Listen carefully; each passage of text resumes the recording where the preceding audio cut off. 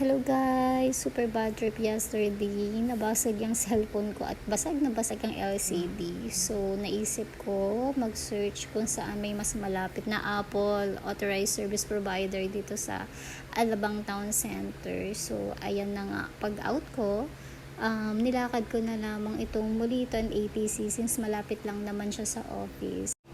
Ito nga pala ang Mulito, and then ito naman yung Alabang Town Center. So, super lapit lang talaga niya sa office.